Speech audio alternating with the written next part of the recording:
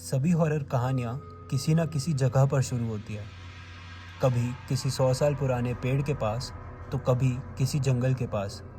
पर सबसे ज़्यादा रोंगटे वो खड़ी करती हैं जो किसी घर में शुरू होती हैं।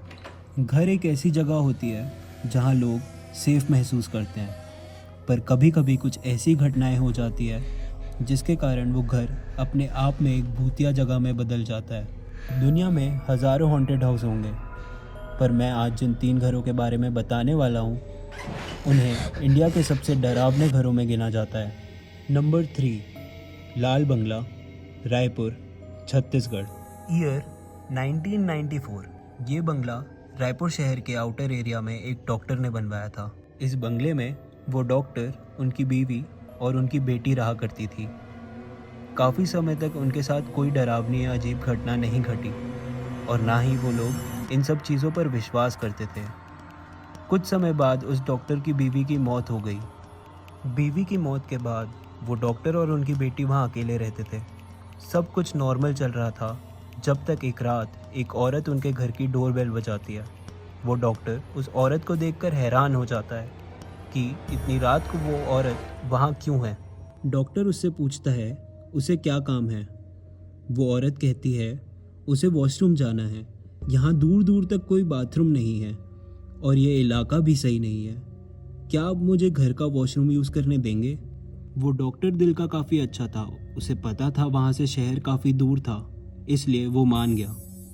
वो औरत वॉशरूम गई और डॉक्टर और उनकी बेटी इंतज़ार कर रहे थे कि वो कब बाहर आएगी और वो उसके बाद उसे बाहर भेज देंगे।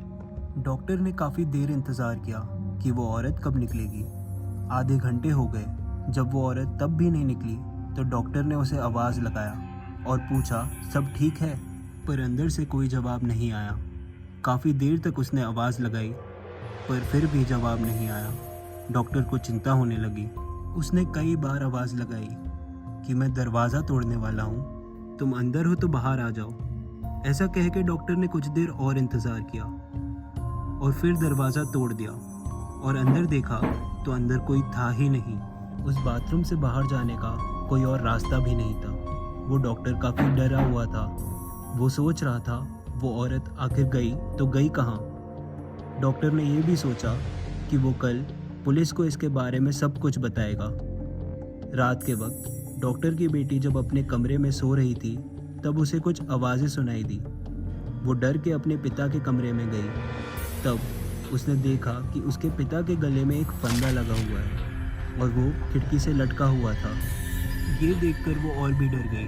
वो अपने कमरे की तरफ भागी। कहते हैं उस रात उस लड़की को कुछ कुछ आवाज़ें सुनाई देती रही, हंसने की तो कभी रोने की, पर वो अपने बिस्तर के नीचे छुपी रही। अगले दिन जब सबको डॉक्टर की मौत के बारे में पता चला तो वहाँ काफ़ी भीड़ इकट्ठा हो गई। कुछ समय बाद पुलिस भी आई। पुलिस ने इसे आत्महत्या का केस मानकर फाइल बंद कर दी और उस लड़की की बात पर विश्वास नहीं किया। पर वहाँ के लोगों को उस लड़की की बातों पर पूरा विश्वास था, क्योंकि वो जानते थे कि डॉक्टर के पास आत्महत्या करने का तो कोई कारण ही नहीं था। उस लड़की को रिश्तेदारों के घर भेज दिया गया और इस घर का नाम लाल बंगला पड़ गया, क्योंकि इस घर की दीवारें लाल रंग से रंगी गई थी। आज भी उस घर के आसपास रहने वाले लोग इस बंगले से किसी लड़की की आवाज़ आने का दावा करते हैं और इस बंगले को छत्तीसगढ़ का सबसे डरावना घर भी मानते हैं। Number 2, D'Mello house, Goa. ये कहानी तब की है जब गोवा में पोर्तुगीज़ का राज था। इस घर की कहानी शुरू होती है 2 भाइयों से, पीटर और एंथनी। ये लोग अपने परिवार के साथ एक काफ़ी बड़े बंगले में रहते थे जिसे डिमेलो हाउस के नाम से जाना जाता था। पीटर और एंथनी दोनों शादीशुदा थे। वो और उनके बीवी बच्चे एक साथ रहा करते थे, पर एंथनी की वाइफ सेली का अफेयर एक लड़के के साथ हो जाता है जिसे वो घर पर रसोइया बना कर ले आती है। सेली नहीं चाहती थी कि घर में ज़्यादा लोग होने के कारण उसका ये राज पकड़ा जाए, इसलिए वो एंथनी से कहती है कि उसे जॉइंट फैमिली में नहीं रहना और कहती है ये प्रॉपर्टी बांट के हम अलग अलग रहते हैं। एंथनी भी उसकी बात मान जाता है, पर पीटर को ये बात अच्छी नहीं लगती। पीटर नहीं चाहता था कि बंटवारा हो और उनका परिवार टूट जाए। दोनों भाइयों में रोज़ रोज़ बहस होने लगी। जिसके कारण उनके रिश्ते भी कमज़ोर होने लगे। एक दिन लड़ाई इतनी बढ़ गई कि पीटर ने एंथनी को जान से ही मार दिया। ये परिवार अब टूट चुका था। पुलिस को भी पीटर को ज़्यादा सबूत ना होने की वजह से छोड़ना पड़ा। पीटर जेल से तो छूट गया, पर उसे हमेशा अपने भाई को मारने का गिल्ट रहता था। वो अंदर से टूट चुका था। पीटर ज़्यादातर अपने रूम में अकेला रहना ही पसंद करता था।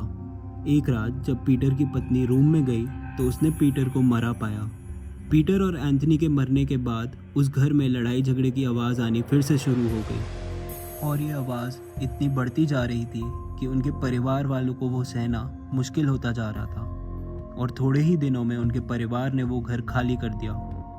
आज भी वो घर खाली पड़ा है और आज भी उस घर के आसपास रहने वाले लोग दावा करते हैं कि उस घर से लड़ने की आवाज़ें आती है और जो लोग वहाँ जाते हैं उन्हें वहाँ एक नेगेटिव एनर्जी साफ साफ महसूस होती है।